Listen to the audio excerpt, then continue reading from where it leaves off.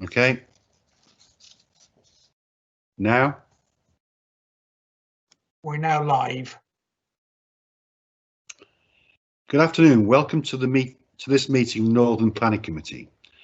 I am Councillor Paul Wynne, Chair of the committee. I'm obliged to inform you that this meeting is being live streamed, so members of the public will be able to hear the audio of the meeting and view the papers shown on the screen. Should any committee member experience technical difficulties during the meeting, please contact the designated IT officer on the number they have already been supplied with. Everyone is requested to mute their microphones unless asked to speak. Please only use the chat function to indicate the desire to speak, but nothing else, so that it's clear who is asking to speak and the debate has to be heard by those listening to the audio feed. Members are asked to ensure that they are present throughout the meeting, as you cannot vote on any item of have you not heard all the debate. As chair, I will interpret the council's existing standing orders in light of the requirements of remote participation, which advised from the monitoring officer prior to making a ruling.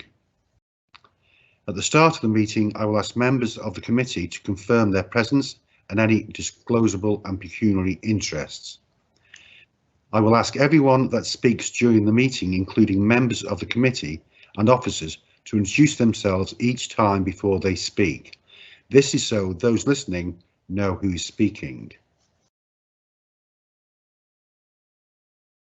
Members are reminded to disclose any pecuniary interest in any matter to be discussed which is not included in the register of interest, and leave the meeting by turning off the camera, muting the microphone prior to the matter being discussed.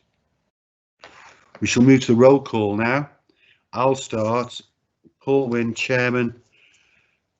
Priest Ward. I have an interest. I am a local member on item 7, so I shall not be taking part. The Vice Chair will be taking over at that time. Roy Aldercroft. Yeah, I'm Roy Aldercroft, councillor for Market Drayton, War and Norton in House, and I have no pecuniary interest. Thank you. Councillor Joyce Barrow. Yes, I'm present. Councillor Joyce Barrow, St Oswald Ward. I'm substituting for Keith Roberts and I have no pecuniary interest. Thank you. Thank you. Councillor Gerald Dakin. Hello, I'm Councillor Gerald Dakin. I represent Witches Rural Parish Council. I haven't I'll have to declare an interest in item number 7. I'm told it's an adjoining ward and I need to declare an interest. I should not be speaking on this and I shall leave the meeting. Thank you, Gerald. Councillor Rob Gittins. Yeah, hi, Councillor Rob Gittins. I represent Cheseldine, Charles Arkle, Hinstock and Sunderpon-Tern. I have no interests and I'm substituting for Nick Bardsley. Thank you. Councillor Nat Green. Thank you. Councillor Nat Green, Quarry and Coton Hill Ward. I have to declare that as a twin-hatted member of the Town Council and also the Town Council Planning Committee, I have a dispensation to come to a different view that I may have expressed in the past on item 5.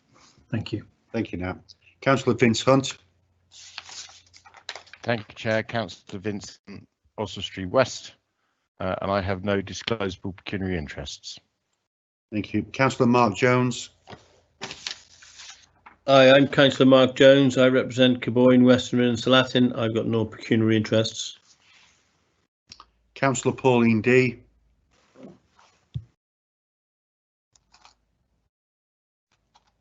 No, she's not there yet. Okay, never mind. Right. Councillor Pamela Mosley. Present and no declarable interests. Thank you. Councillor David Vasmere. Councillor David Vasmere, Underdale Ward. No interest to declare. Thank you. Right, we'll move to please can the officers now confirm their presence. Planning officers. Philip Molyneux, Principal Planner. Kelvin Hall, Principal Planner. Tim Rogers, Area Planning Manager. Thank you. Solicitor, Miranda Garrard, Solicitor. Committee Officer, Ward Committee Officer. any other officers? No. Okay. Mark Woodman Highways. Oh, thank you, Mark. Thank you for that. Chairman, Yeah. Chairman Pauline D. I've just managed to, after being talked through, I've managed to get on the Pauline, meet. we just done the roll call, so if you'd like to introduce yourself, please. Yes, I'm Councillor Pauline D. from the WEM division. Thank you very much. Anything to declare? No, sorry, I have nothing to declare. Thank you very much. I shall now turn to the items on the agenda, but just before we do that, item 6 will be deferred to a later date. So any of the public listening, I'm afraid that item has been deferred to a later date. Item 6. Okay, right. Item 1, apologies. Tim?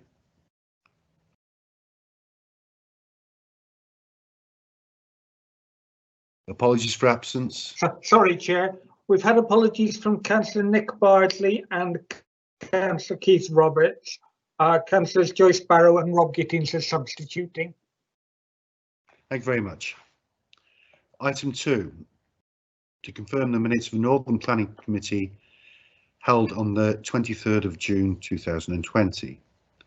I move that the minutes of the previous Northern Planning Committee meeting held on the 23rd of June 2020 as circulated with the agenda papers be signed as a correct record.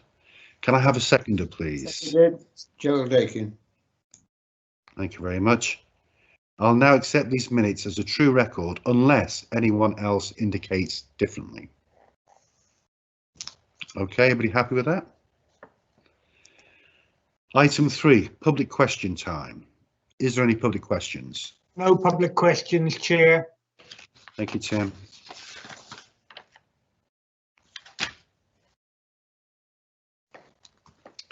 Item 4, disclosable pecuniary interest. This has been dealt with during the initial roll call of the meeting. Now we are turning to the substantive items. I'll be inviting the planning officer to present them before dealing with the public speaking part of the meeting, and then asking for committee comments from the members of the committee.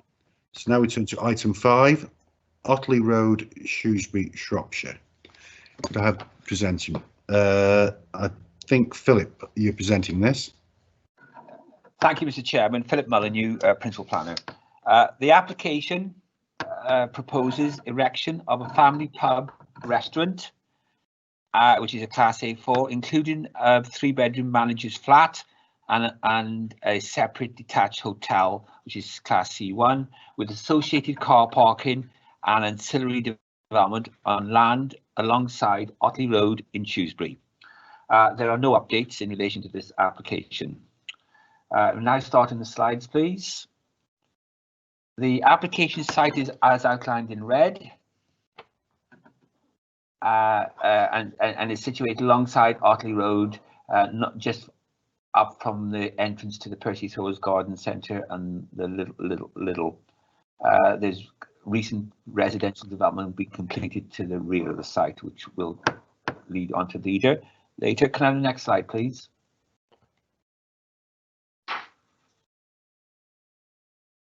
Right.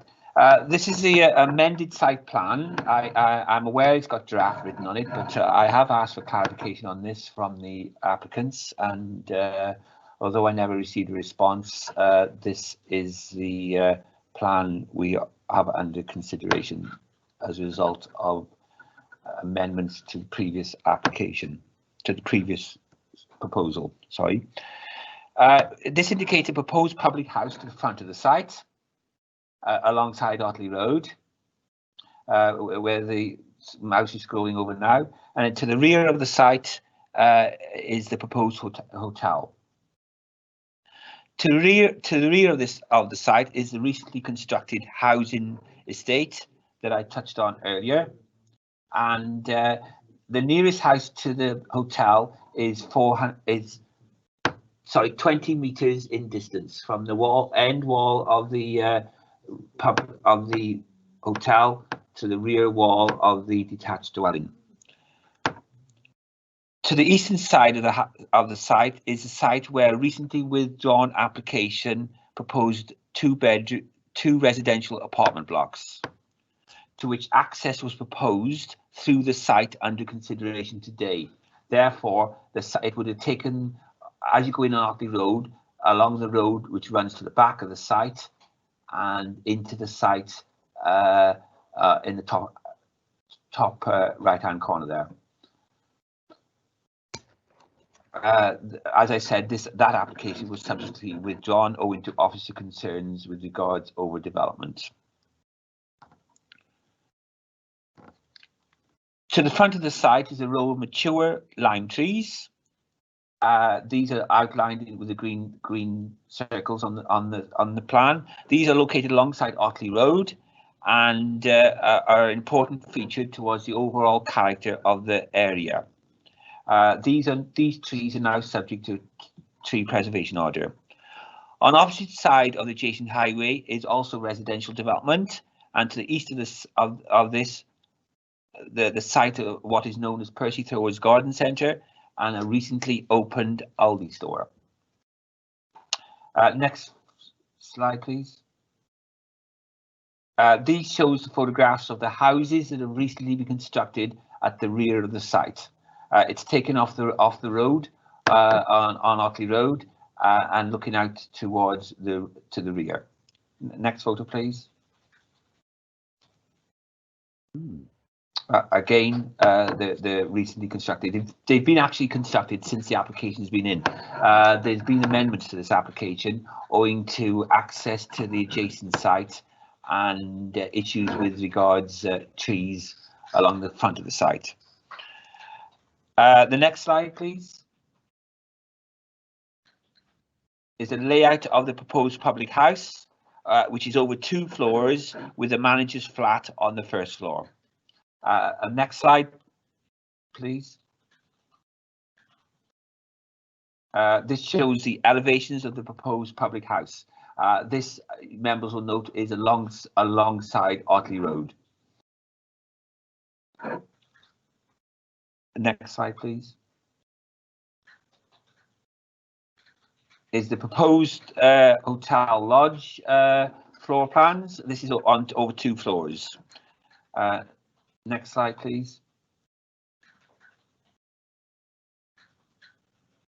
Right, this is the elevation plans of the proposed hotel Stoke Lodge, and this is a 2-storey structure which is proposed to have 39 bedrooms. Soft landscaping plan, please.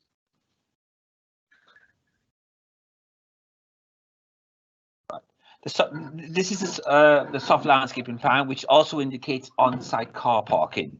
Car parking spaces proposed in accordance with the transport statement was originally at 110.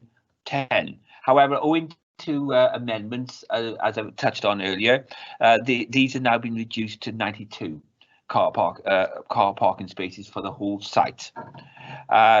You'll have noted the bedroom accommodation is for 39 bedrooms and the public house has 190 table covers.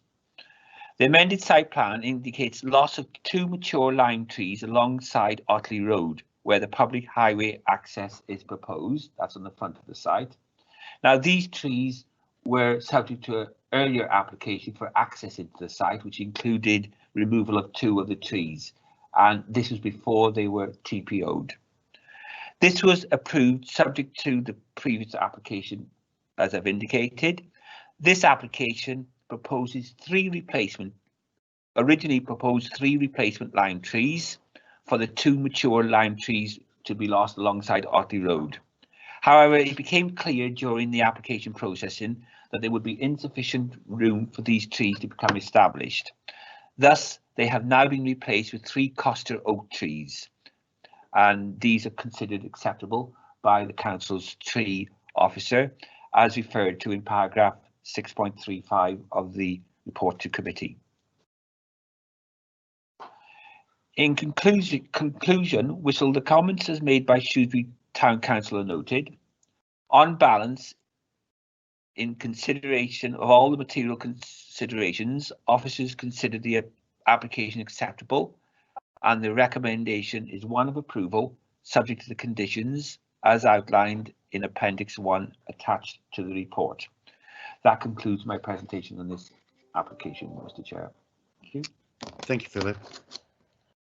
Right, any public speakers on this matter will have submitted written statements to be read out in accordance with the revised procedure for public speaking. The local member may read their own or may have elected for the solicitor to also read theirs. Can the solicitor read out any statements, please?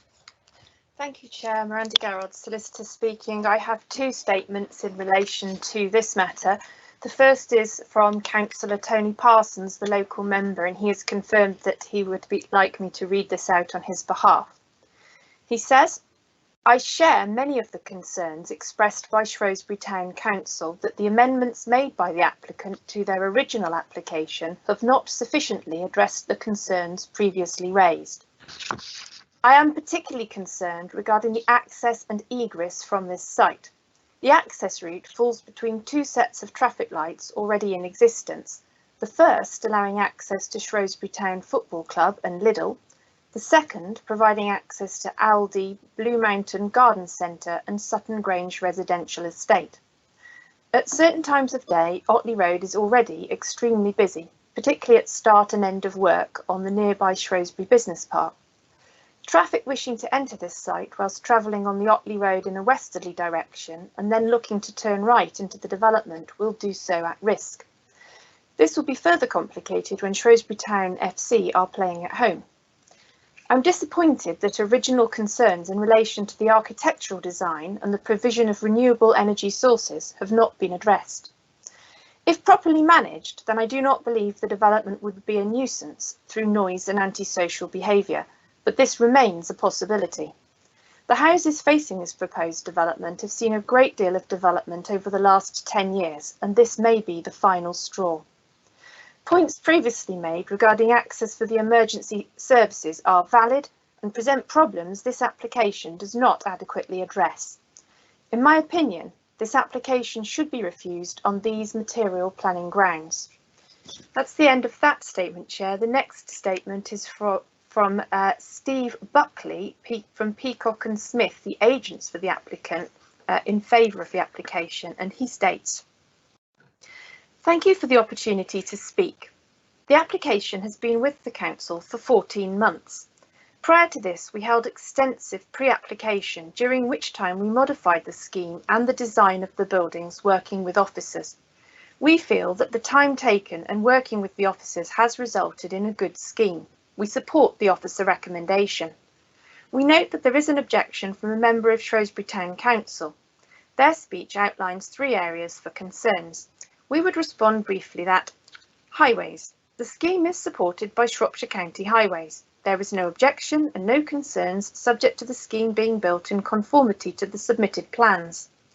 Shropshire County Highways are satisfied with the emergency service access to the site. Design and renewable energy. The scheme has been designed to represent a traditional building which respects the locality and the prevailing local vernacular. The renewable energy sources encompassed within the scheme are entirely suitable. Noise and antisocial behaviour. Marston's operate over 1,700 pubs across the country.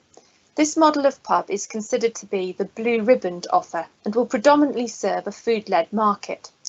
Extensive information has been submitted to the Environmental Health Officer. There is no technical objection from the Environmental Protection Department. In conclusion, we support the recommendation of the officer and request that planning permission be granted. That's the end of the public speaking submissions, Chair. Thank you. Thank you very much, Miranda. Right.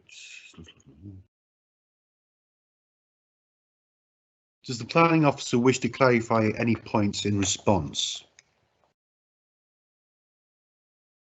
Philip?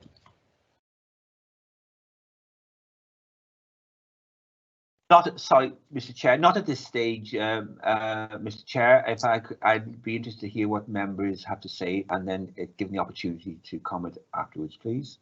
Thank you, Philip. I will now ask members of the committee for their comments. Please indicate on the chat function if you wish to speak. The solicitor will let me know who is next to speak. Chair, the first indication we have is from Councillor Nat Green. Thank you, Councillor Nat Green. Would you like to speak? Thank you, Chair. Yes, Councillor Nat Green, Quarry and Coton Hill Division. Okay, there's quite a few things here that need discussing, but the first point before I continue, we need a clarification. The soft landscaping plan is at variance to the proposed plan that we were shown to begin with. Can it be confirmed which one it is, please, before we go on? Thank you, Philip. Could you confirm that?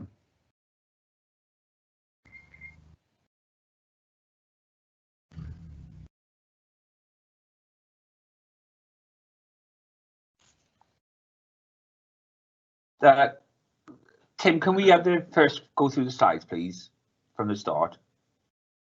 Next one. Next one. That's the one. That is the plan. Sorry, can we go back, please? Can we go back to the first site layout plan? Right, that is the plan that forms part of the crew plans. The other plan was indicating landscaping and was an original plan submitted. This plan is the amended site layout plan. Right, thank you. Thank you for that. First, I need to say that I'm, the comments by the local councillor are absolutely accurate in this, in his in questioning what's been put before us.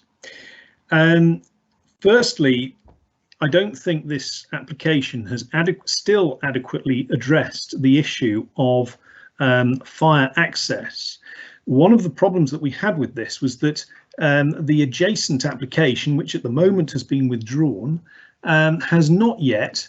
This is development land and it almost certainly will be developed upon, and the access road as it stands runs round the back of this development.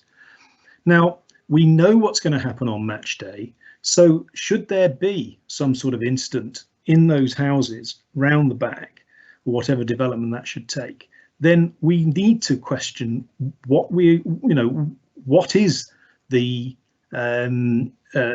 actual fire arrangements. And then when we read what Shropshire Fire and Rescue have responded in the way they did, it makes you wonder whether they are actually fully aware of what was required of them when being asked whether this is actually safe. Because I am really concerned that we haven't actually adequately addressed the issues that were raised at the town council, whether those fire safety matters have been adequately addressed.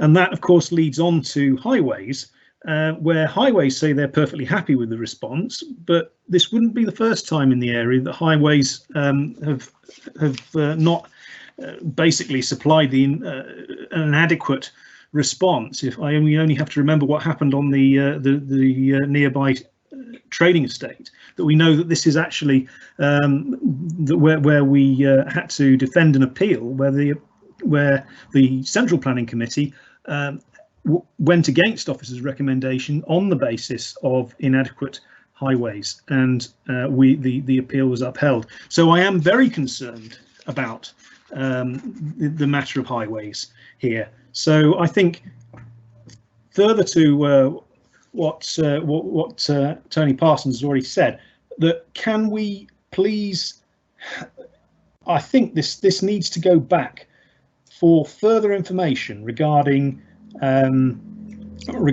fire safety and highways, whether they are actually happy with what is being submitted. Thank you. Thank you, Councillor. Miranda, anybody else indicated? There's no other indications, Chair. You may wish. Oh, bear with me. Councillor Joyce Barrow has just asked to speak. Thank you, Councillor Barrow. Thank you. I actually asked to speak a while ago. I think it's Pam Mosley that's just asked. Yes, Councillor Joyce Barrow. First of all, Shropshire Fire and Rescue. I've yet to see any other response than the one that is on this. It tends to be a standard answer, I think, from Shropshire Fire and Rescue, which I think is a shame because these are important points.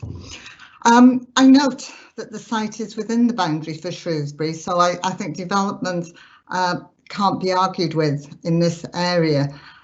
To me, it seems like a very good road network. We're not far off a main road. It's quite a wide road. I understand there are traffic lights, etc., which may cause issues. And I do note the comments made by Shrewsbury Town Council and Tony Parsons, who obviously knows the area better than I. I have real concerns about parking provision, and I'm uncertain if this actual application meets the needs of the business. There are 65 car parking spaces, as Philip said, in total 92 with all the parking spaces. However, the pub restaurant can accommodate, we now hear 190, I think it says 180 in the report, covers, plus you've got staff, plus you've got the occupancy of 39 hotel bedrooms. Is 65 parking spaces enough? I don't believe it is. And as already been pointed out, football parking, people will park there. There's no doubt about that whatsoever. Policy CS2 of the Shrewsbury Development Strategy in the core strategy encourages a comprehensive and coordinated approach to the planning and development of Shrewsbury. And policy CS16 of Shrewsbury Area SAMDEB encourages appropriate development that accords with this policy. So I'm taking all these different things and balancing them out in what opinion I will come to. Overlooking could be a concern, but I note as a result of officers' concern, a revised layout plan was received in relation to residential and amenity issues in consideration of that concern. Can officers tell me if there will be any issues with light or noise pollution from this facility? I didn't actually see anything in the report, but I may have missed that. So if somebody could tell me that. I'm pleased to see the lime trees, which are a feature of this area, are going to be replaced and the others will be put in their place. I think there's one extra tree going in, so that mitigation is good. I think other than that, I do think we have to take into consideration the economic benefits the facility will bring to the area, but the overriding concern for me is the parking issue. There are not enough parking places. Thank you. Thank you, Joyce. The next speaker requested is Councillor Mosley, Chair. Thank you, Councillor Pam Mosley here speaking. I have sympathies with both Councillors Green and Parsons who've spoken on both of this. But what seems to me a sort of most basic flaw in the scheme is why the access has been put at the very extreme of one of the two sites it will serve. Why the access hasn't been put at a midpoint, which means there would be fairly quick, once you enter the site, a fairly quick left or right into either housing or the pub. The way it is at the moment, whatever residential development goes on the other side, and I think it's pretty much accepted it will, that people leaving their homes have got to drive through a car park where people are both coming in and out of the pub and manoeuvring the cars in and out. And it just seems a fundamental thing that it's been done wrong. So I'd quite like to understand why, when both sites were being served by an access, it had to be there. The other thing is about cycle parking. The plan appears to show 5 cycle parking racks, although they're not actually mentioned in the key to the plan. Perhaps someone could confirm that those 5 are the only ones. It is on the cycle route. This will be an excellent site for cycling. And perhaps someone could confirm to me that there are just the 5, and whether there could be any more provided would be interesting. And the other thing was about the landscaping, which seems very skimpy, I would say, for the site. And I see that in paragraph 6.7, we've got the council office for comment that the landscaping now is marginally acceptable. And I think we should be looking at something better than marginally acceptable. I think we should be looking at good. Thank you. Thank you, Councillor Mosley. Chair, the next indication is from Councillor Hunt. Thank you, Councillor Hunt. Thank you, Chair. I think actually most of the points I wanted to make have been made by Joyce and Pam, so I will not speak any further at this time. Thank you. The next indication is Councillor D, Chair. Councillor D. Yeah, thank you, Chairman. I was I didn't think it was too bad until I saw the photograph where it's showing the vacant field and the housing that's already been built. And to my mind, that is too close to where the lodges are going to be. And I support Councillor Mosley's concerns over the access. I think that's absolutely ludicrous. I'm concerned about the light pollution, the noise pollution for people who are living in those houses that have already been built. You know, it just seems to me a ridiculous plan. And I really think they should go back and think about it again. I just couldn't support this. And I support the town council's concerns and the local members. Thank you, Councillor D. The next indication, Chair, is from Councillor Dakin. Thank you, Councillor Dakin. Thank you, Chair. Obviously, as far as accommodation is concerned for parking, there must be a minimum standard of parking before that was done. Does this meet the minimum standards? And also, when we were talking about the site itself, it would have been very handy to have on screen the picture of what we were talking about, the plan. I'd like to see that again, please. Tim, could you do that, please? Is that the one, Gerald? That's the one, the ground floor plan. Yeah, that's the one. Yeah. I wonder if the officers could talk us through that parking and access arrangement again, please. Okay, we'll take some more comments first. I'm sure they're making notes of all these questions. Miranda, have you got anybody else? I'm just checking on my chat screen here. No, I haven't got anybody after Gerald at the moment.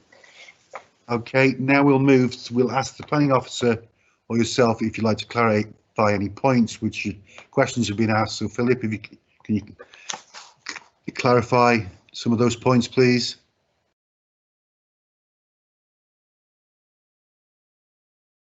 Yeah, thank you, Mr. Chair. Right, okay then. First of all, the car parking on site. You'll see it on the site plan. It's got the car parking space, 92 car parking spaces laid out for use by patrons to both sites. The access road to the site that Councillor Mosley was touched on earlier, it runs to the rear.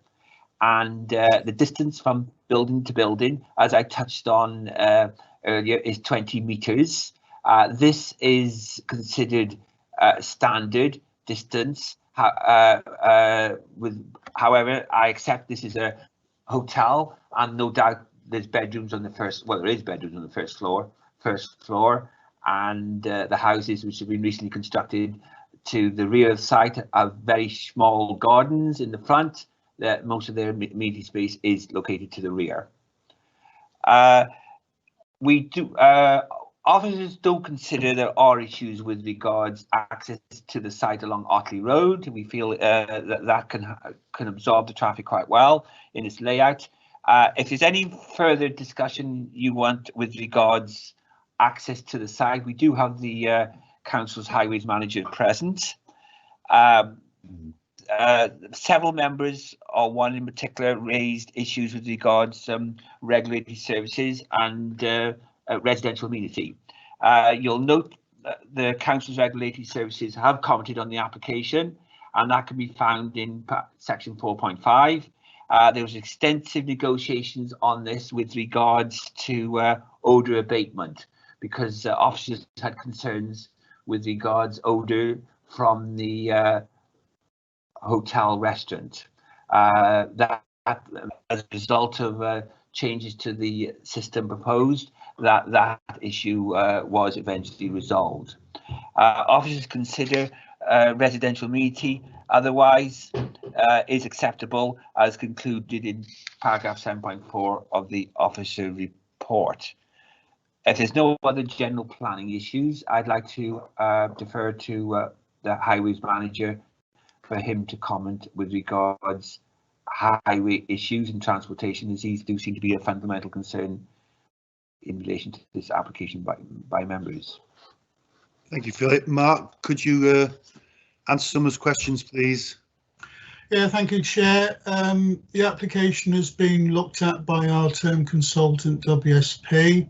As part of the application, a transport statement was provided by the applicant through their agents. Car parking is looked at in terms of what they look at a car parking accumulation study, which is based upon developments of this type all over the country. And that's revealed that in terms of the car parking accumulation for both the hotel accommodation and the restaurant, that it indicates there will be sufficient car parking available. In terms of the access point, and in relation to the junctions on either side of the development at the football ground access and the Percy Throwers development access, the point of access we think is acceptable, and we don't consider will raise any particular highway issues, either capacity issues or safety issues. I'm just trying to think of any other questions that members asked. Mark, they did mention about the development on the right hand side of it going through the pub all the way round through into that development. Councillor Mosley. Yeah. That. I think. Sorry. Yes, I think Councillor Mosley mentioned about why the access was positioned in that particular location, and clearly that was a matter for the applicant at the time.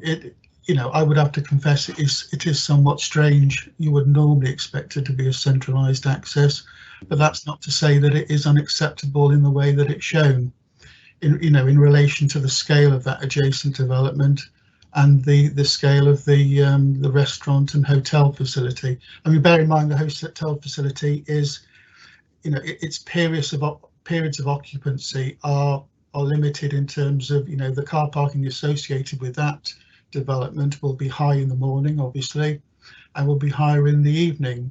But of course, also the people that stay in those hotels, generally speaking, frequent that restaurant as part of their stay. So sometimes that car parking requirement sits in, using both parts of the development. Mm-hmm. Yeah. Thank you, Chair. Thank you, Mark. Chair, Miranda Garrod here. Councillor Barrow has indicated a question as to addressing the light and noise pollution question, which was one of the questions members raised. Thank you for that, Miranda. Philip, can you fill us in there, please? Yeah, thank you. We don't consider there is an issue with that. The council's regulatory services have not raised any concerns about potential noise. It's in a primarily built-up area. With regards lighting, again, not an issue. However, I'm just checking now to see with regards if she's concerned by it from an ecology point of view, or was it residential amenity? Residential amenities, I think. Right. Okay. Well, then on that is my answer as far as that is concerned. Not considered an issue in relation to this proposal. Thank you, Philip. Any more speakers, Miranda? Yes, Chair, there's two questions just come up. One, Councillor Nat Green has a question, and then after that, Councillor Vasma has asked to speak. Right. Councillor Green, would you like to...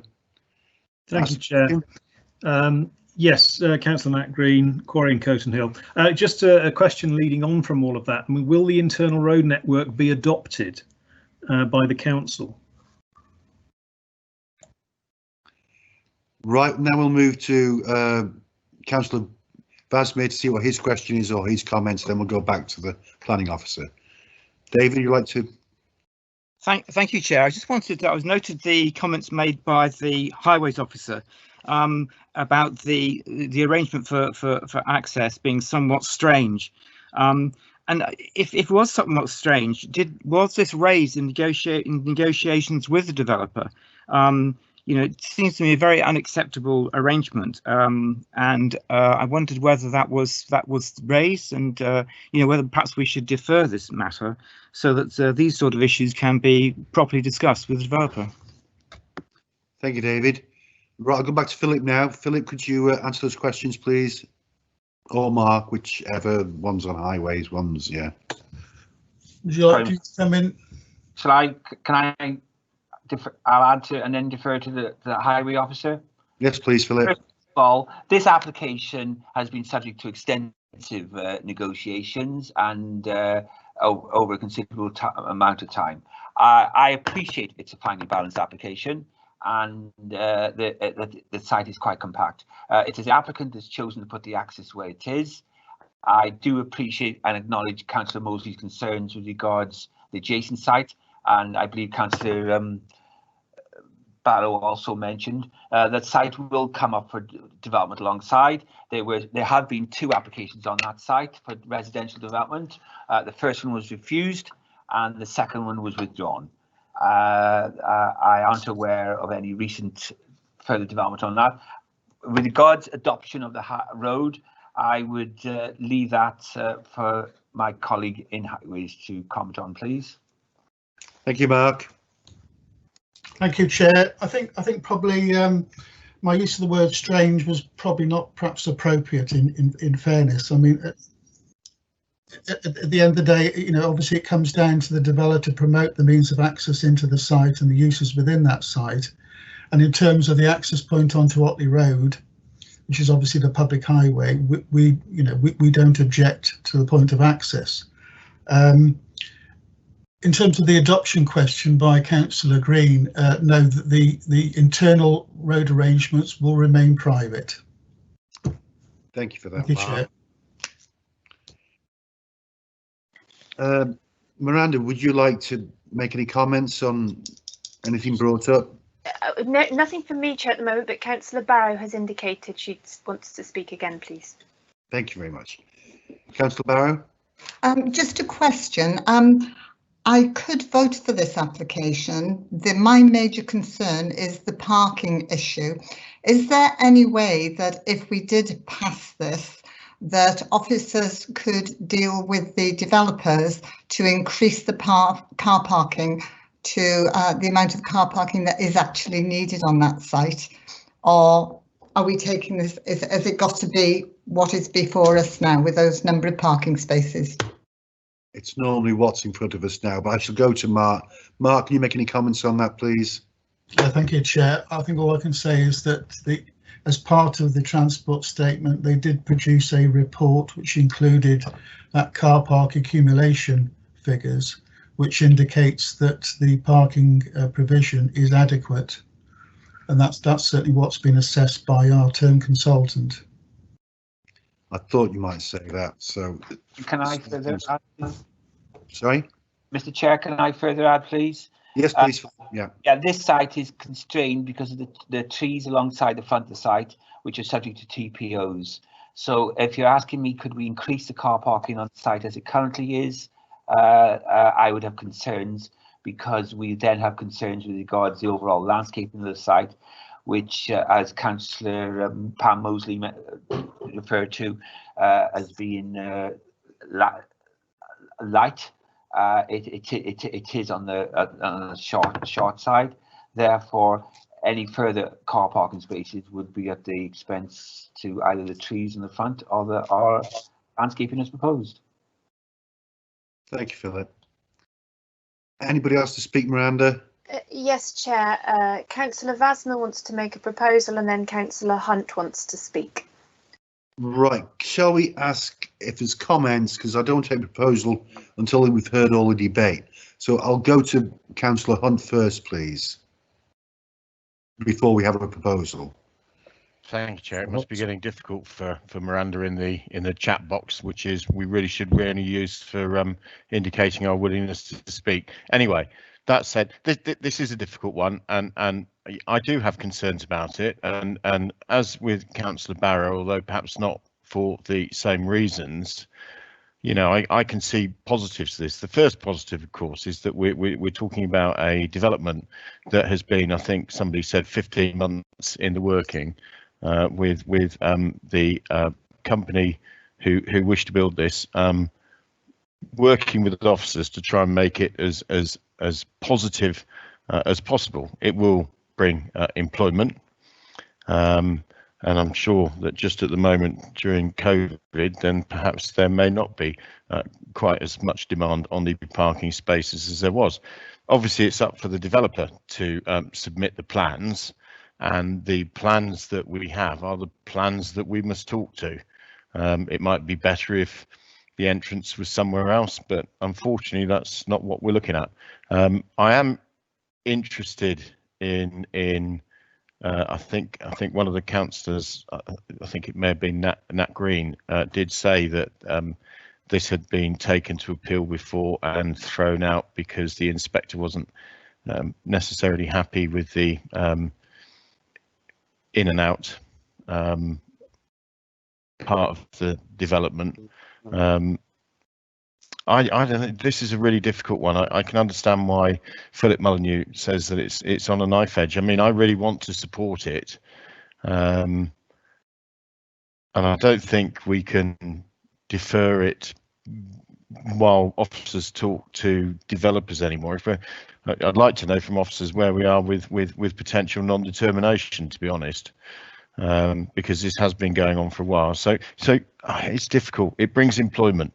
You know, most people like to go for a pint and a meal, and it is in a, you know, in an area that, I mean, I don't find it unacceptable, you know, other than the concerns that have been raised. The other thing I'd like to mention too is that Councillor Barrow did say that what we had from the fire service was a fairly standard fire service response, and yet we've heard from councillors who do know this area particularly well, that emergency service access is going to be extremely difficult, nigh on impossible. You know, I'm not happy to support the recommendation as it stands at the moment unless I know a bit more about that, to be perfectly honest with you. So I don't know if officers can say anything more about that. Yes, I think it's okay. I don't think there's any problem with the area. I applaud the company for the way that it's worked with officers to bring something forward, but what they've brought forward, it just doesn't seem quite right to me somehow. Thank you, Vince. Miranda, can I go to you about one of the questions Vince asked them? I can't quite remember what it was. It was about the legal side, if we deferred it. Thank you, Chair. Miranda Garrod speaking. Well, ultimately, this application has been in a considerable period of time, so at some point it is entirely up to the applicant if they wanted to appeal to the Planning Inspectorate for non-determination. We are at that stage now, so the longer it goes on, the greater the chance of that. Chair, we do have some further. I know we've indicated that Councillor Vasma wants to make a proposal, but there's also a request to speak from Councillor Mosley, and then the Highways Officer has indicated that he would like to make a comment. Thank you. Right, Councillor Mosley, can we go to you first then, please? Thank you, Chair. It's just a query that my question on cycle parking I don't think was answered earlier. Could that be looked at, please? Thank you, Councillor Mosley. Right, Mark, would you like to make some comments, please? I was just going to comment, actually, Chair, in relation to car parking, and I think concerns were raised about football match days.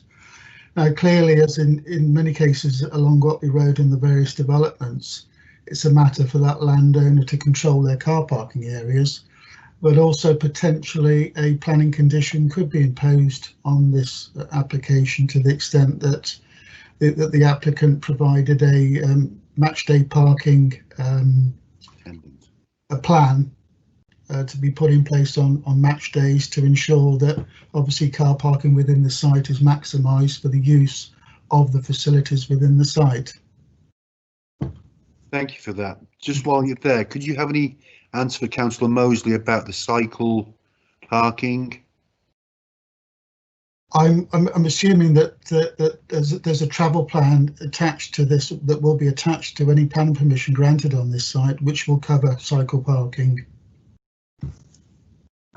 One presumes that would be all right under the trees, but that's for the planning officers. Yeah. Philip, can you make any comments on that, please? About the cycling parking?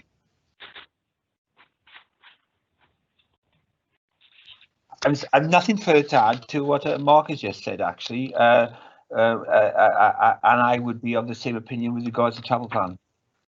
Okay.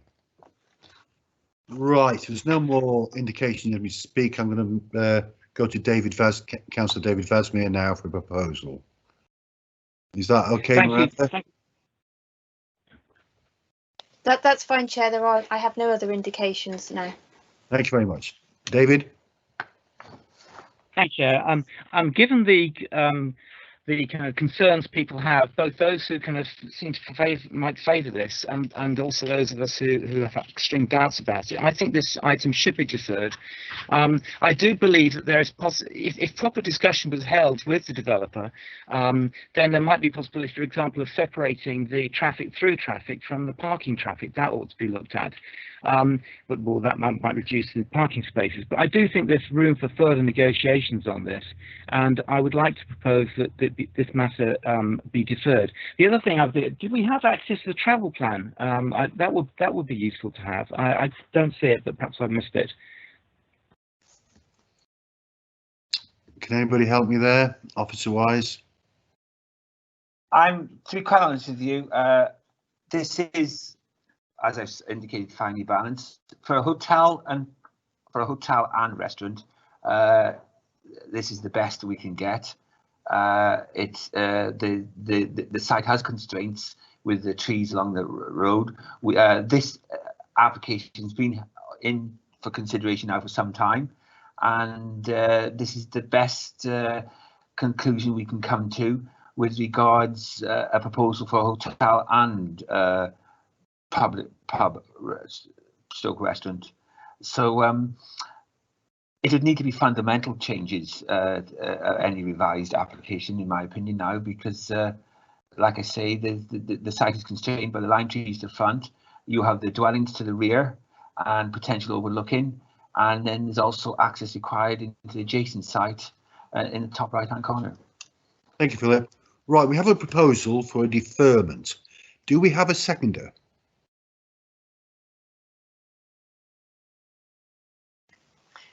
Okay. Chair, I can see Councillor D waving her hand, although there is no indication on the chat that she wishes to speak. Oh, sorry.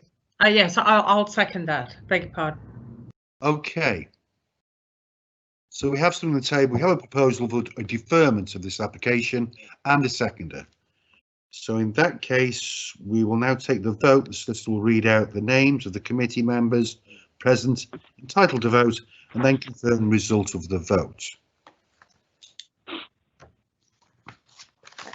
Thank you, Chair. I'll read your name and ask if you're for or against the deferment for further information and discussions. Councillor Aldcroft. Against. Councillor Barrow. Against. Councillor Dakin. Against. Councillor D. For. Councillor Green. For. Councillor Hunt. Councillor Hunt. Against. Against, sorry. Thank you, Councillor. Councillor Jones. Against. Councillor Mosley. For. Councillor Gittins. Against. Thank you. Councillor Vasmer. For. And Councillor Wynne. Against. Thank you, Chair. There are 7 against and 4 in favour, therefore that falls, Chair. Thank you very much. So we need another proposal now. That's fallen. So we need Chair, another. There has an indication from Councillor Hunt to speak. Oh, right. Thank you very much, Councillor Hunt. Thank you, Chair. I wasn't happy to defer this because just for further information, because basically we're still talking about the same application, just taking longer to do it. And I do believe that there is this non-determination problem, and I think that, you know, that comes with some reputational damage. So I'm actually going to move that we vote against officers' recommendations on this. I'm not happy with it. I'm not happy with well, I'm just not happy with it. I think I might need some help with reasoning from fellow councillors, but I'm going to propose that actually we vote this out and encourage officers to chat with them to possibly come back with a whole new thing. At least that way we're not deferring something, and actually it's giving them the opportunity to take on board the comments that they've heard and then come back with a new proposal.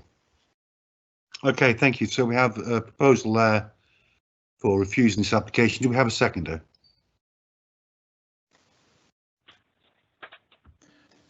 Yes, Councillor Green. Thank you, Councillor Green. We have a seconder now. So in that case, we can vote on this application for refusal against the officer's recommendation. Could we have a vote on it, please, Miranda? Chair, Miranda Garrod speaking. Before we have a vote on this, I must ask that we have some reasons for this proposal, because as it stands, we don't have any reasons, and therefore that really would be indefensible, I'm afraid. So we do need to continue the debate until we've enunciated some reasons. You've heard concerns around parking and highways, but the indications from the highways officer are that this is acceptable, and indeed there is evidence in favour of that, Chair. So I think the planning officer would probably concur with myself that that would not be a defensible reason. However, you've also heard concerns raised with regard to the constraints of the site and the amount of development, and therefore leading to perhaps less landscaping on there, and also the access arrangements and proximity to other development. So those appear to be specific concerns that members have. I don't know if that assists at least to start, but I do think there does need to be a debate to pull these reasons out. Councillor D is waving her hand, so I think that may be an indication she wishes to speak. Thank you, good advice, Miranda. I'll be looking for the proposer and seconder on this, but any help from you, Pauline, would be much. Yes. Thank you, Chairman. And one of the other things, I take on board everything. I would support this Councillor Hunt's motion. And the other thing is, I would like to have a proper report from the Shropshire Fire and Rescue on with regards to their concerns, rather than just the usual sort of remarks that they put here. I think they should be outlined, how the difficulty of the site. Take on board everything that the solicitor has said. Thank you. Thank you for that. So that is one reason. I'll go to the proposer and the seconder to see if they can come up with some proposals, please. Chair, if I may, yes, I take on board what Miranda said, and actually she put rather more eloquently than I could have done at the time some of the concerns that have been raised during the debate. I do think that it is potentially and possibly overdevelopment of this site with the hotel and with the pub restaurant. I do think that it's also inappropriate because I'm not convinced that the neighbouring houses and the new houses that will be built, although we can't really put those into it because they haven't actually been built yet. I think the siting of the entrance is I think Mark Wooten's absolutely correct when he says that Otley Road is capable of taking it, but I don't believe that the site entrance sited where it is necessarily provides the safety that I would be looking for. Thank you. Can I go to Councillor Green, see if he's got any more, please? Well, other than those that the solicitors very kindly given to us, I think, and what Councillor Hunt has already outlined, I think we've probably got enough there to mount a defence. Thank you for that, Miranda. Can we put those reasons which you suggested forward, please, and what Vince? Chair, through you, might I suggest you invite the planning officer just to comment and sort of perhaps about this, your proposed reason for refusal and any policy support for that? Yeah. Okay. Chair, it's Tim Rogers here. If I can speak firstly, obviously the solicitor has outlined reasons there, but they're not being provided by the solicitor. They're clear. All she's doing is summarising the concerns that have been raised within the debate. So we need to make that clear. She's not suggesting those reasons for you. No, sorry. Sorry, Tim, can I just cut across you? I did actually say that when I spoke a minute ago, and presumably the minutes will reflect that. Yeah. Okay. Fine. Thank you, Vince. Secondly, the reasons that have been kind of debated and suggested, I think overdevelopment, members' concern about overdevelopment between the two features is clearly an acceptable concern, and a concern that could be reflected through potential conflict with CS6. So I think that's fair enough. I think concern about the siting of the axis may be includable because it's reflective of the layout of the site as a whole. Although you do need to remember, you do need to be aware as members that there has been a previous approval for an access into the site in that precise location. So a new access in a different location may have greater implications for loss of trees, of those protected trees along the frontage. So whilst it's the axis is reflective of overall concerns about the overdevelopment and the layout of the site, I don't think that in itself is sufficient for a separate reason. And members have expressed concern about the relationship with surrounding development. I think Councillor Hunt was right in saying that you can't take into account the likely development to the southeast. But yeah, if members are concerned about the relationship with the properties to the north, then I think that would be a justifier. Again, it would be potentially conflict with policy CS6 and could be included as part of the reasons for refusal. So we've only got two. Sorry, Chair. I think that's enough at the moment for the time being, Chair. Thank you. Thank you, Tim. So we have proposal seconder. We have reasons given. Miranda, you'd like to make another comment? Chair. Nothing from me, thank you, Chair. Chair, I have indicated to Miranda, just if I could come back on what Tim has just said. Okay, Vince, go ahead. I appreciate, Tim, what you're saying about the access, but the permission for that access was granted before we knew the size and scale of the development. And I don't think that the access as approved is suitable for the site and scale of the development, which, as you said and I said earlier, I do think is overdevelopment of the site. And I did say that obviously we can't take any consideration of what's not been built and what's not in. But I do believe that, and I did say this, that also through CS6, I think that it would provide, because of the length of the back gardens being about 30 metres, if I can see right, I think that would have a negative impact on the residential amenity use by the householders at the top there. Mr. Chair, can I? Yes, Philip. Yeah. Yeah. The Councillor Hunt is quite right regarding the access. The access was proposed. It was proposed with the loss of the 2 trees, but there was no indication at the time as to what development was being built on site. It was just for an access and loss of 2 trees, as indicated on the plan in front of you. If members are mindful to refuse this application, I would advise that the best way to go is to consider it as over-intensive development of the site, which will have a detrimental impact on the prevailing character of the site and its surrounding area. Thank you, Philip. I did say that in my summing up, I considered it overdevelopment and inappropriate development in the residential area that it sits. Okay, right. I think we've got enough there, Miranda, to take a vote. It's Miranda Garrett. You've got an indication from Councillor Barrow that to speak, and then the Highways Officer has asked to speak, Chair. Okay, Councillor Barrow, would you like to speak, please? Yes, I do apologise. I wanted to make a point. There are a lot of contradictions. We were told earlier on it was the best could happen to the site. We couldn't refuse this on highways issues, this, that and the other.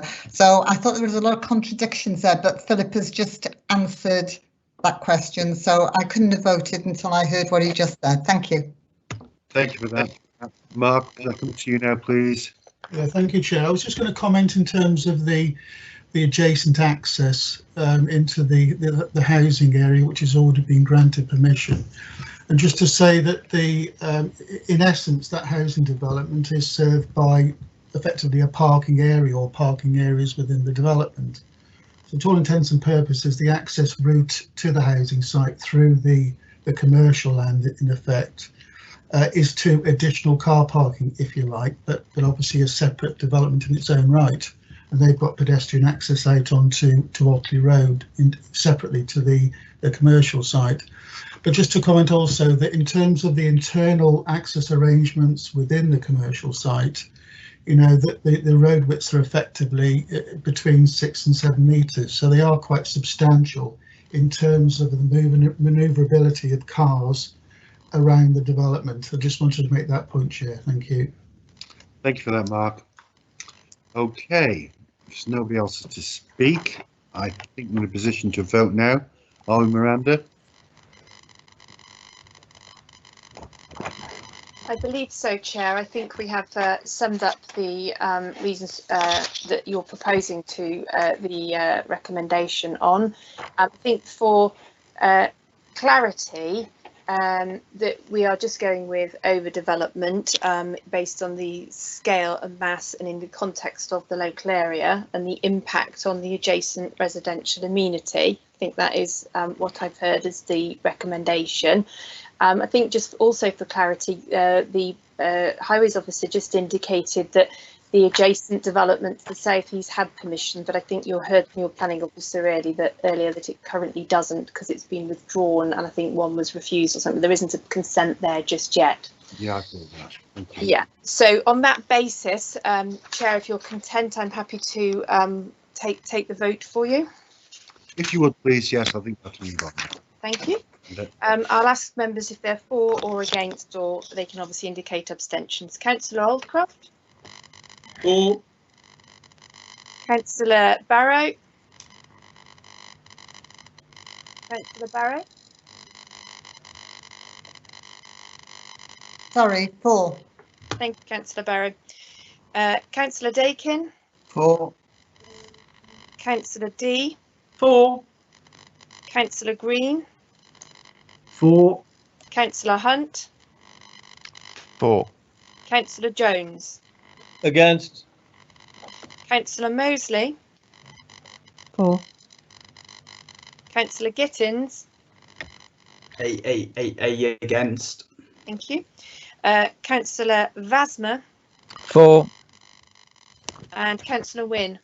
For. Thank you, Chair. That gives 9 for that recommendation and 2 against. Thank you very much, Miranda. Right, so that application has been refused. So now we move on to item 6, which I said before will be deferred for another day. So and therefore we shall go to item 7. With me being a local member, I'll have to hand over to my Vice Chair, Vince Hunt, at this stage. Thank you, Vince. Thank you, Chair. Item 7 we're moving on to, as the Chair has said, which is the land and buildings at the Firs, Higher Heath, Whitchurch, Shropshire. The application is for a change of use of land to commercial vehicle and plant auction site to include provision of customer parking, erection of an office and preparation building, creation of bunding and landscaping, relocating the existing auction site from the A49 Greystore site, and this is a resubmission. Can I ask the planning officer please to present this item? Thank you, Mr. Chair. Philip Molyneux, Principal Planner. This application is made in full and proposes change of use of land to commercial vehicle and plant auction site to include provision of customer parking, erection of an office and the preparation building and creation of bunding and landscaping, which is relocation of an existing auction site from the A49 grain store site in the surrounding locality onto land at the Firs, Higher Heath, Whitchurch. Members' attention is drawn to the update sheet and additional information and further letters of objections received from members of the public, as well as the late response received from Whitchurch Rural Parish Council, which I believe members have also got access to the comments made by the town Whitchurch Rural against the application. The application site refers to an area of land formerly used as part of the Stoke airfield. The site currently has storage permission as well as B1 light industrial use. It is acknowledged that some of the site is also in existing agricultural use. The application has been considered in light of EIA regulations, to which it is not considered to fall under. First slide, application site is outlined in red and is located alongside the A41 public highway. Residential area to the south of the site at Higher Heath. Next slide, please.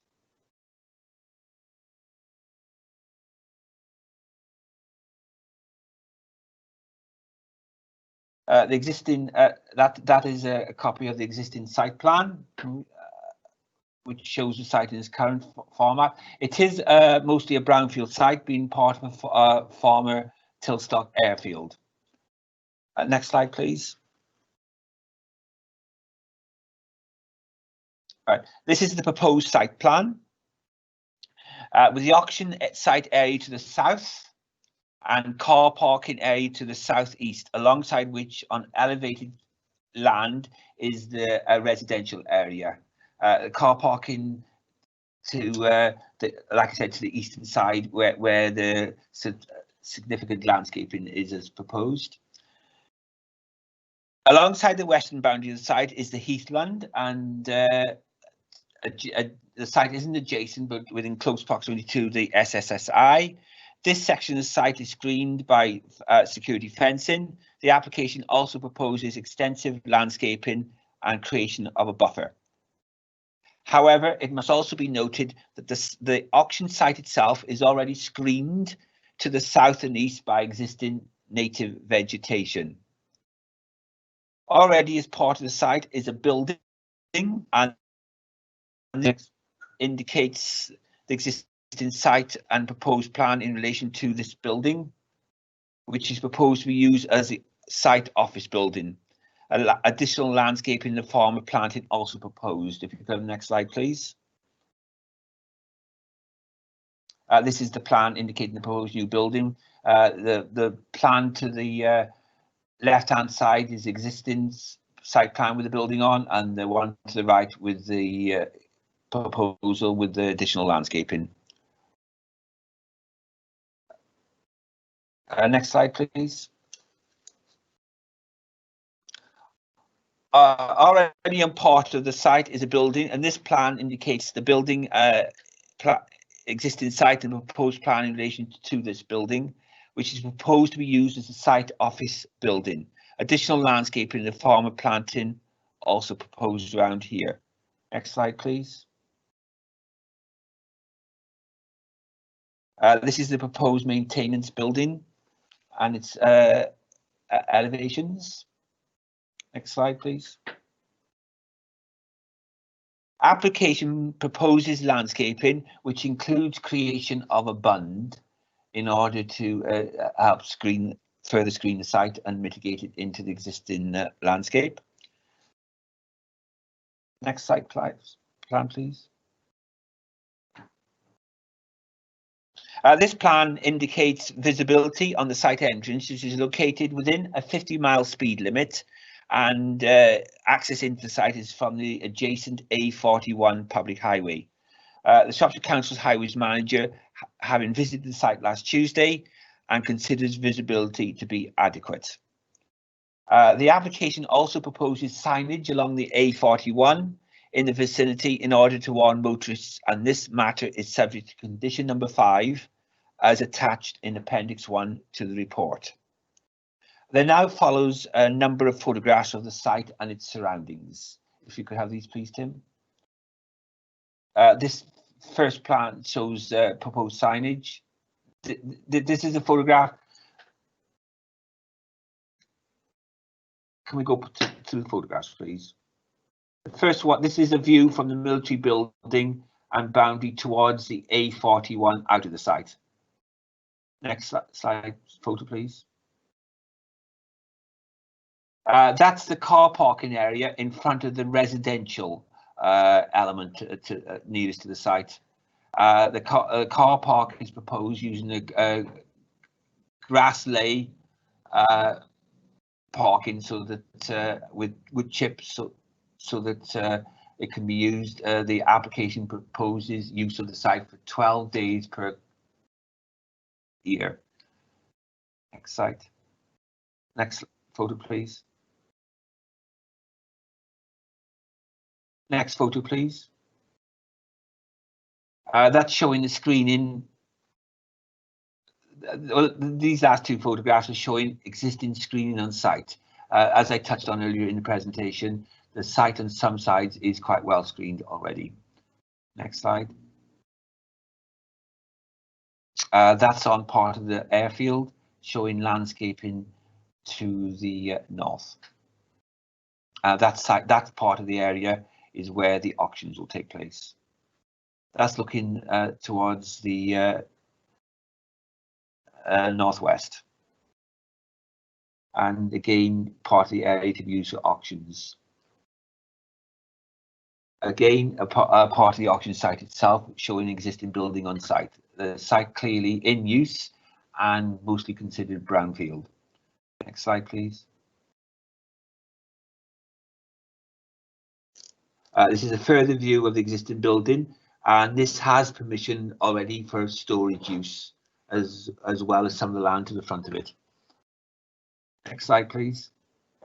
A further view over the proposed auction area, which has planning permission for storage use. Again, this is showing the building and the site to the rear, and this is not part of the application as you drive into the site, the auction area being to the other side of this building. Next one, please.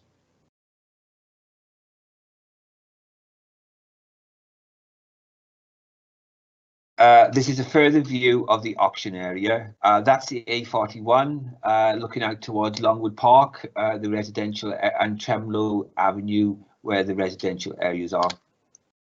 That photograph is taken from the existing access. This one is from the existing access south, looking south towards Longwood Park and Tremlow Avenue, where you can see in the far left of that photograph there was a roof of chimney and a chimney pot. Views from the existing access north along the A41, and that's taken from the entrance to the site. Next one, please. This is again a view towards Longwood Park out of the site. So you'll see the site is quite well screened already with existing vegetation. Anything further? That's showing a view along the A41 to the south, which is part of the 50-mile-per-hour speed restriction limit. Next one, please. Again, showing the road and its visibility. Next one, please. Right. This application received, it is acknowledged, has received extensive objections from members of the public, and Priest Parish and Whitchurch Rural Parish Council as outlined in sections 4 of this report and the late representation received this morning from Whitchurch Rural. It is also noted that Butterfly Conservation object to this application as they consider the adjacent site is of ecological interest, providing a sanctuary for the silver-studded blue butterfly. It is also noted that Shropshire Wildlife also object. However, it must be noted that neither Shropshire Council's Ecology or Natural England object to this application, these two being statutory consultees on this matter. Natural England, in their response, as outlined in paragraph 4.12 in the report, indicates that the proposed development will not destroy or damage the interest features, and that the relocation of the business from its existing site within the SSSI will be beneficial to the wildlife site as a whole. Impacts on residential amenity and privacy have been considered as acceptable, as outlined in sections 6.3 of the officer report. It is also appreciated that many concerns have been raised with regards to highway and transportation matters, as discussed in section 6.4 of the report before you. And it is noted that the Shropshire Council Highways Manager raises no objection, subject to conditions as discussed in the report. As indicated earlier, it is noted that the site entrance is in a speed limit area. Appendix 1 to the report on highway matters are covered in conditions 5, 6, 7 and 12 in relation to highway matters. There are also no issues on drainage matters. The application was accompanied by a flood risk assessment and its findings are considered acceptable. Condition number 4 in Appendix 1 refers to a surface and foul water drainage scheme. South Shropshire Council's drainage, raising no objections subject to this condition. Members' attention is also drawn to section 6.8 and other matters discussed in relation to this application. I draw your attention to those because of the extensive objections we have received to this application from members of the public. In conclusion, while it is acknowledged that this application has attracted considerable letters of objections, as well as objections from Priest and Whitchurch Rural Parish Council, on balance, officers are of the opinion that this application is acceptable and that adequate mitigation measures will be in place to address any matters of concern. The application proposes relocation of an existing business which will have benefits in relation to the wider SSI. Moving it to a site which is mainly a brownfield site which will have existing landscaping and further planting and mitigation, which will make the site acceptable in relation to landscape and visual impact. Residential amenity and privacy issues considered acceptable, along with highway and drainage matters. I must also make it clear that the existing business is established in the immediate surrounding area, not adjacent to the site, but within close proximity. However, it only has temporary planning permission, and this will expire in April 2021, and thus would not be renewed if members are mindful to support this application. Officers overall consider this a betterment to the development as a whole, on balance in relation to the area it's located in. So therefore, I'd like to emphasize how the officers' recommendation is one of support. However, I'd like to change the recommendation from the conditions attached in Appendix 1 to one to delegate to the Head of Planning Services for approval, subject to the conditions attached in Appendix 1, and any amendments to these conditions as considered necessary by the Head of Service. I consider there's one condition in particular with regards the use of the site for 12 days per year, which could perhaps do slightly tweaking, that the sales only take place on one day and don't last for several days at one time. Thank you, Mr. Chair. That concludes my presentation on this application. Thank you, Philip. Now, at this point, I'm going to bring the solicitor in to read out any public speaking statements, and I believe we have three: one from a resident, one a local councillor, and then, of course, the agent for it. But before I do that, ordinarily we would allow the local members, and as you've heard, there are two of them to speak. Gerald Dakin doesn't wish to speak or submit anything, but wants members to understand that he's in complete agreement with the view held by the local parish councils. Paul Wynne also had wished to speak, but it was very tough for me, but our protocols are that unless it is submitted in writing first, he can't. But I will say on Paul's behalf that he is fervently, and I do mean fervently, in agreement with both parish councils and is very anti this development. So sorry you can't speak, Paul, but there we go. Miranda, over to you. Thank you, Vice Chair. The first speaker is a Mr. John Cooper, who is a local resident, and he states, "This letter is to register my objections to the above being approved on the basis that planning has not given due consideration to the health, well-being and quality of life to the residents of Higher Heath, particularly as the headline business brings no benefits to Whitchurch and surrounds.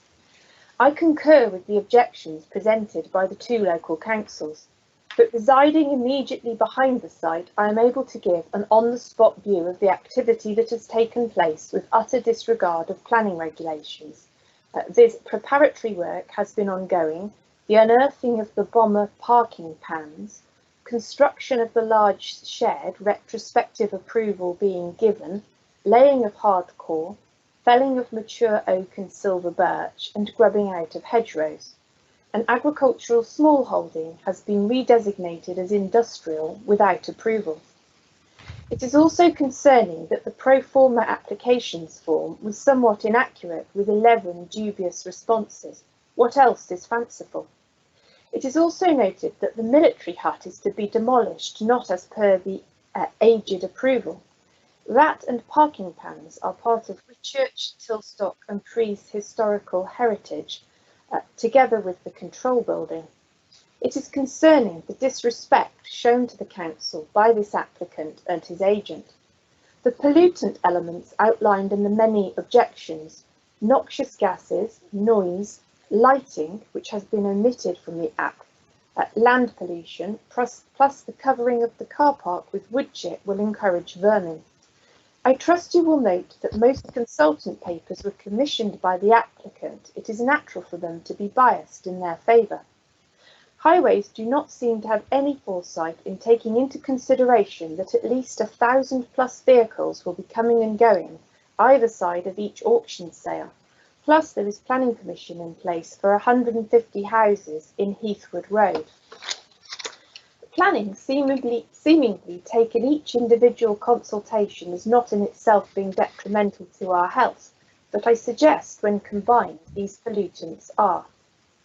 It is understandable that the pandemic has caused some difficulty, but I cannot believe or understand that this complex application is now being expedited and that planning expect committee to be able to give due consideration via computer screens and photographs without site visits.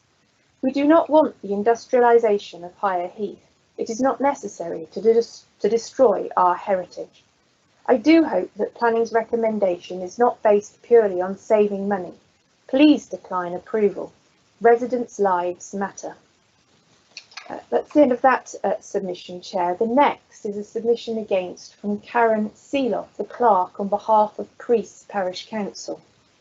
And she states, Prees Parish Council wishes to submit its continuing robust objection to this planning application on the basis that it would suggest its own local knowledge and observations of the area are more detailed and far greater than those of observers from outside the area, and should therefore be considered very seriously. We add this to those made by us previously. Historical information. The original site is on the A49, a wide straight road at that point. It is able to sustain the concentrated traffic, approximately 72% of which comes from the north, and able to absorb the stationary queuing whilst the vehicles wait in readiness to enter the site by turning left, with no requirement to cross the oncoming traffic. The area of the A49 site has very few residential houses in the vicinity, so the business causes little disturbance to the community. It has been seen that the business causes a considerable litter problem, which is not satisfactorily controlled. This historical information is important as these points do not apply so readily to the A41 site, not including the litter comment. It has to be recognised that, although both roads are A roads, the A49 is less busy than the A41. The A41 acts as a major route to and from the Midlands, to and from Liverpool, Holyhead and Northern Ireland. The A41 site. The A41 is a narrower A road with a dip or brow in the vicinity of the proposed business entrance. There is a history of 0 with a fatality and near misses in this area. The concentration of large plant, low loaders and other large vehicles manoeuvring to turn when approaching from the north will need to cross oncoming traffic at this point. We believe this will prove extremely hazardous. There are additional businesses in the area in recent times, adding to the traffic congestion. These include the Parachute School entrance.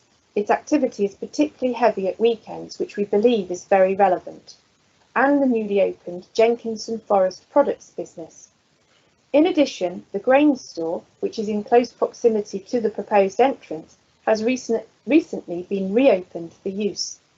All these businesses have entrances close by on the A41, already causing a considerable overload of activity along this small stretch of road. Local businesses and individuals who use this stretch of road often experience queuing, as convoys of large vehicles travel north and south along the A41. Creese Parish Council would like to highlight that the research of the road use is based on historical data, and since its collection, much has changed in respect of the use of the A41 locally and nationally.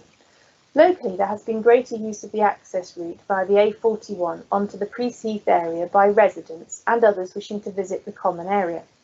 In fact, there has also been a greater footfall across the A41 as a result of exercise regimes changing and increasing.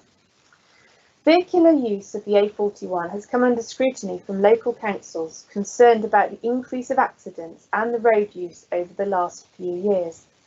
This usage is reported to be on the increase.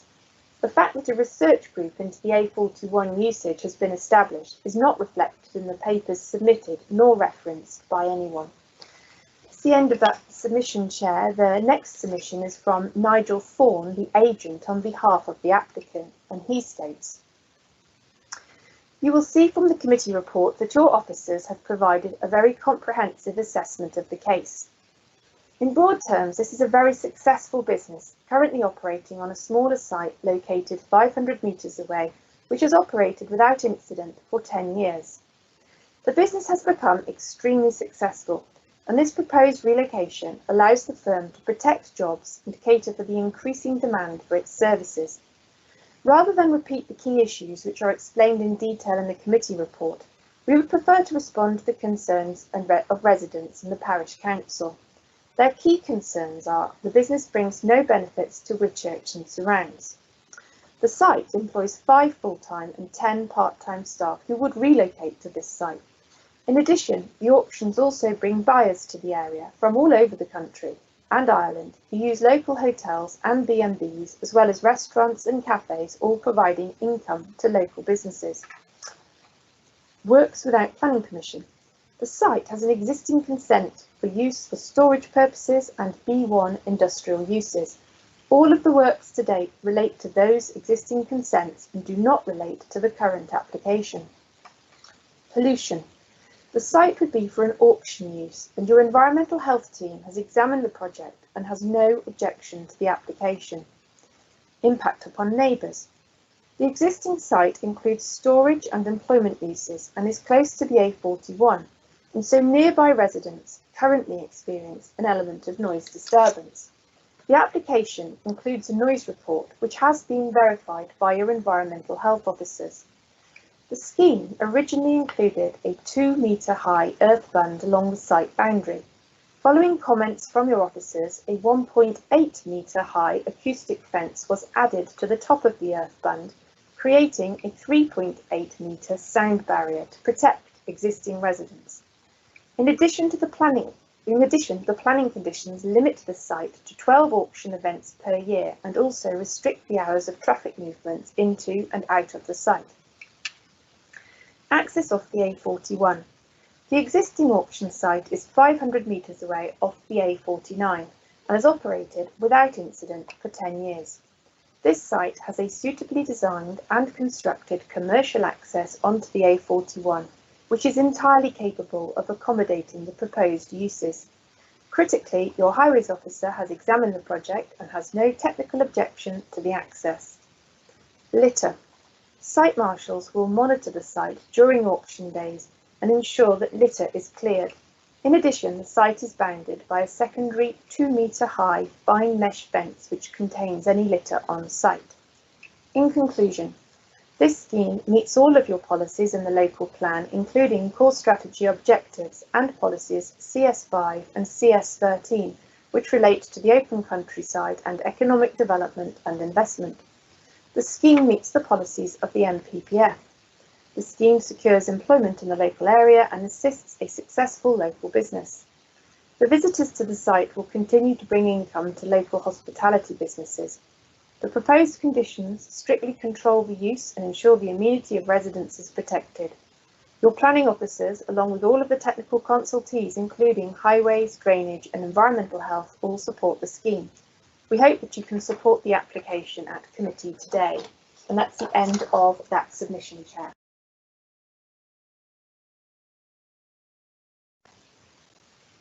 And the end of the public speaking submissions in total. Thank you.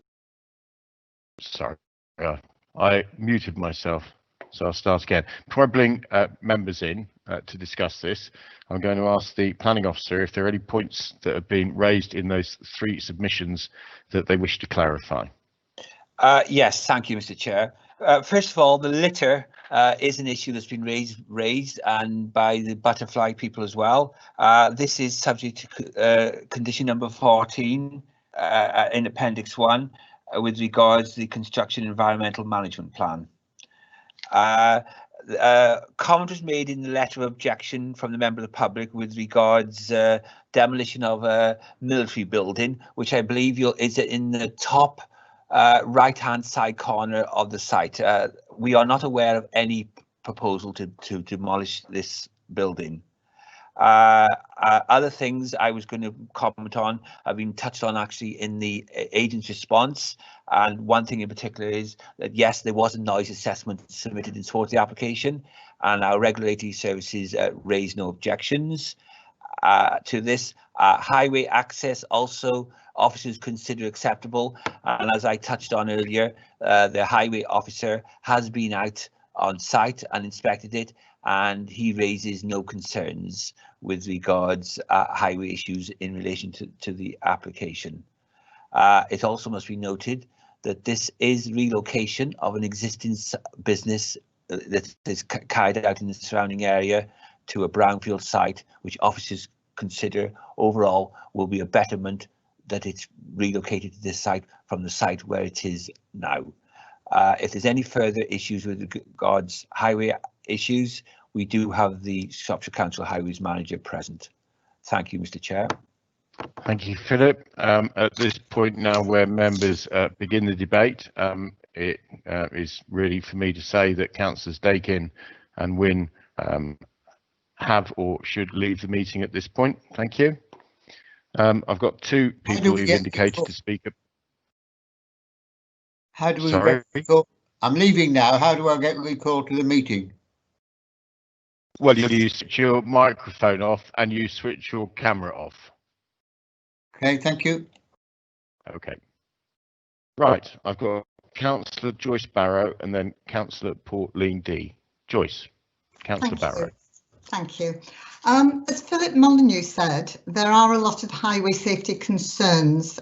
Members of the committee won't be aware probably. There are MP Owen Pattison is currently leading a task and finish group into the very dangerous A41 from Market Drayton to Whitchurch. I noticed that there are 200 to 300 houses only 80 yards away from this site. This will have an impact on residents' standard of living, increasing the volume of traffic and risk of accidents. I'd just like to ask, the litter issue on the current site, haven't we managed to control on the present site? We haven't managed it. How do we know that putting things in place means that they will manage it at the new site? The application goes against CS6, as this proposal will not protect, restore or enhance the natural built environment.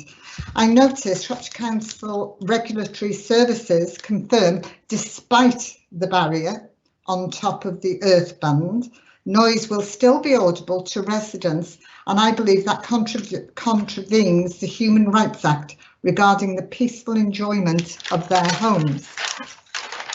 I note the large amounts of litter, as I say earlier, and I do have concerns about butterfly conservation. The silver-studded blue butterfly is a nationally scarce species, and I would be severely affected by this if it goes ahead, or they would rather, not me. Thank you. I think I'll finish there. I'm rambling a bit. Thank you. Thank you, Councillor Barrow. Councillor D.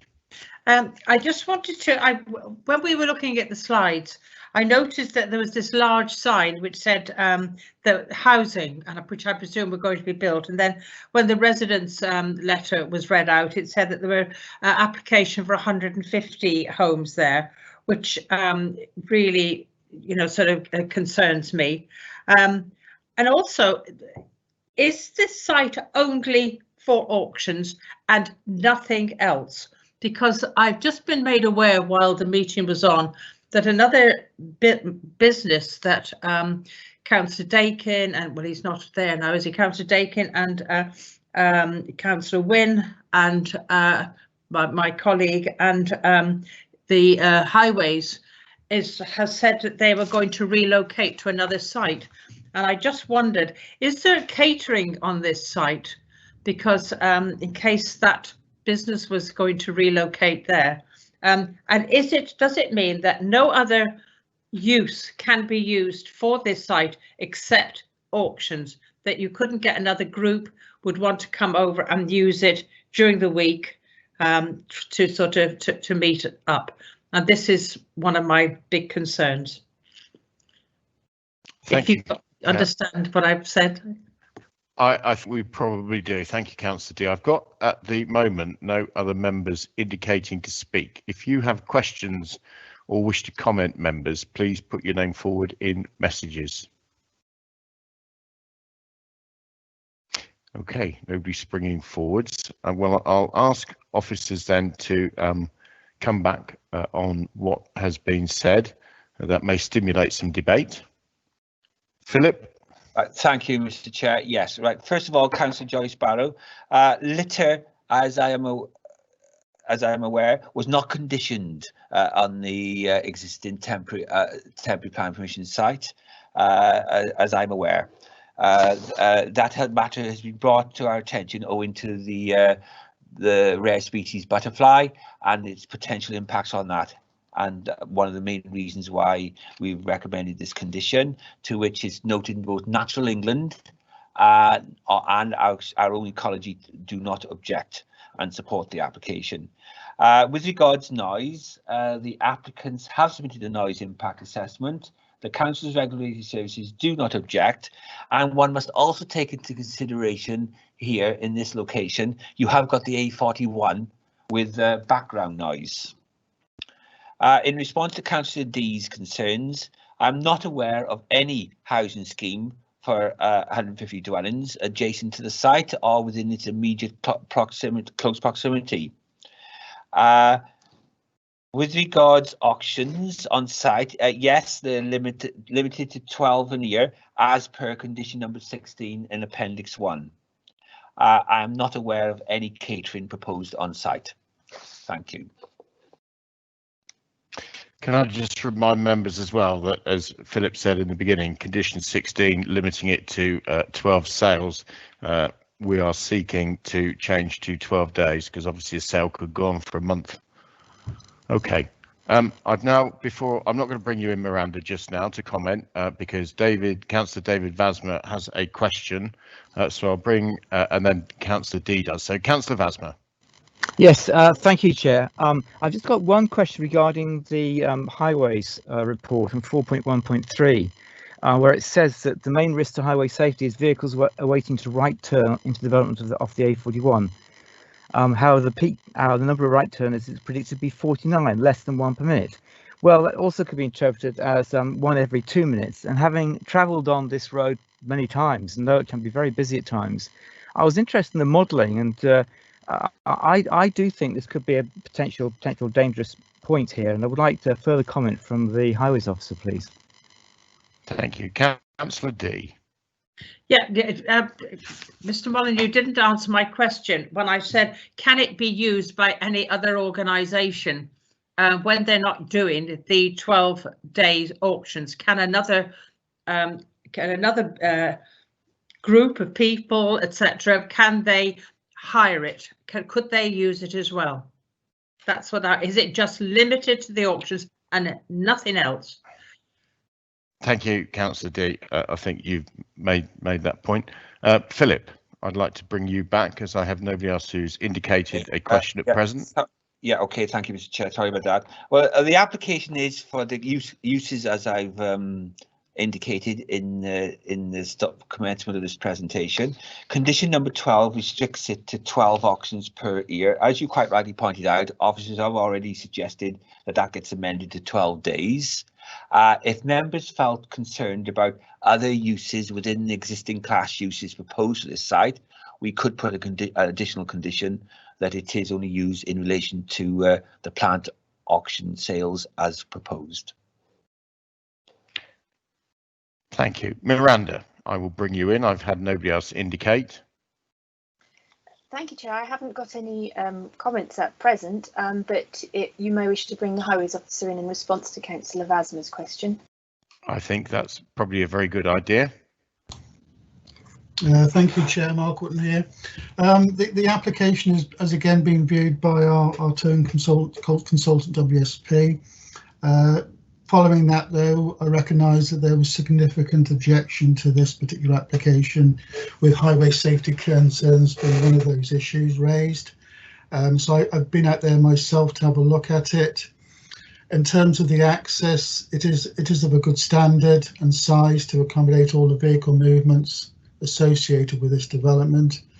Visibility in both directions is satisfactory and meets the guidance, the trunk road guidance in actual fact, in terms of the level of visibility available, particularly to the south, where you've got the slight brow going down towards the Telford direction. I can understand the concerns because quite clearly the A41, it is a busy road. It's probably one of the more busier roads in our county, and certainly busier than the A49, where there's the existing use taking place at the moment. But overall, I don't disagree with the WSP assessment that the access is suitable and can accommodate the vehicle movements associated with this development. We have had a look at the accident history along this section of road, and there's been one accident in the vicinity of the site access in the last 5 years, which happened in 2018. And I think did involve a vehicle turning right into the site, followed by 3 vehicles behind it and a vehicle travelling northwards in the opposite direction. But there is no other accident history in that location. Thank you, Chair. Thank you. Obviously, there wasn't the volume of traffic that's now being proposed in that period of time. However, that said, I have got nobody else indicating to speak at present. So if that remains the same, it falls upon me to ask If I could have a proposal which is seconded, please, members.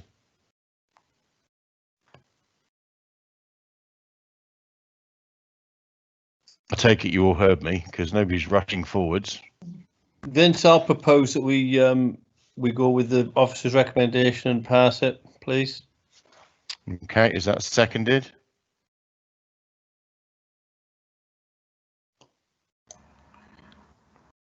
Is there a seconder?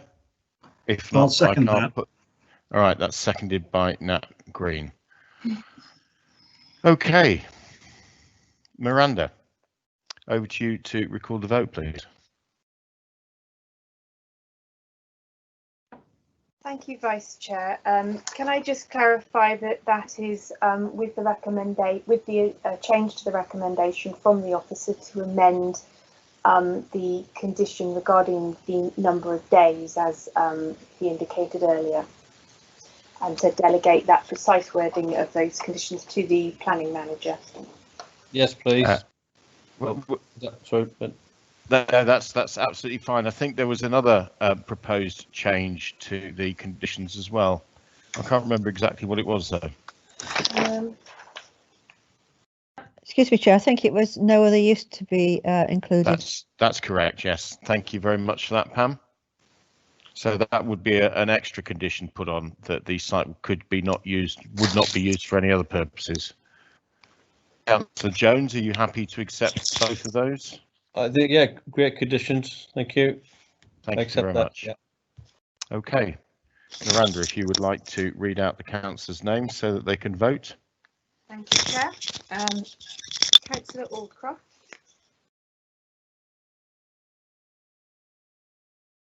Councillor Aldcroft. Chair, I'm not sure if Councillor Aldcroft is present. I'll come back at the end of the vote and just see. Councillor Barrow. Against. Councillor Dakin. Oh, sorry. He can't vote. He's a local member. Councillor D. Councillor D. Councillor D, I didn't hear you, I'm afraid. Sorry, against. Thank you. Councillor Green. For. Thank you. Councillor Hunt. For. Councillor Jones. For. Councillor Mosley. For. Councillor Gittins. Against. Councillor Vasmer. Against. I'll come back to Councillor Aldcroft. Councillor Aldcroft. I believe Councillor Aldcroft may not be in the meeting. I can't actually see him on his screen, so I'll assume that he is not voting. That's fine. Chair, I have 4 votes for and 4 votes against. It therefore falls to you as a casting vote. Oh, joy. Well, I will stick with my original vote then and go for. That means that's 5 votes for and 4 against, Chair. Okay, that has been carried. Thank you, members. I will now hand back to Paul, who probably will never speak to me again. Paul. Thank you. Shall I say thank you? I have a gun ready for you, Vince, but let's not go there now. Right, now we'll go to item 8, appeals and appeal decisions. The planning officer or solicitor wish to make any comments about them, please? None from me, Chair, unless members have any questions. Okay. Right. Well, yes, you members will note we've been kept rather busy in this section. There are a number of appeal cases here to refer to, a number for us to determine. In process, and a number that have been decided. I'm pleased to say most of them are dismissed. There's one site in Shrewsbury Town which unfortunately was allowed. That was for the application for a conservatory with a glazed balustrading on top of a building on land adjacent to Chronicle House, Chester Street. Unfortunately, that was allowed. Otherwise, I consider it's a good record. We also have one appeal which is withdrawn. Look. One application was withdrawn on the day of the appeal after it took place. So we submitted an award of a costs application, and we were successful with that one. Otherwise, I'll leave members to see the copies as attached to appendix with regards to the decision. Thank you. Thanks. I can hear your advisor, Councillor Wynne. Yes, I'm sorry about that, everybody. Right, so that's the appeals. Do any members wish to comment on the appeals? No. Can we just congratulate the officers on getting them the successful ones, please? And not on the unsuccessful ones. Thank you very much. Successful ones. Yeah, thank you for the officers for that. Thank you for the officers' work today and all the members. And the date of the next meeting to be noted is Tuesday, the 18th of August. So, yeah, I'd like to conclude the agenda. I will now close the meeting. And that's the meeting committee officers to end the live event. Thank you. Thank you.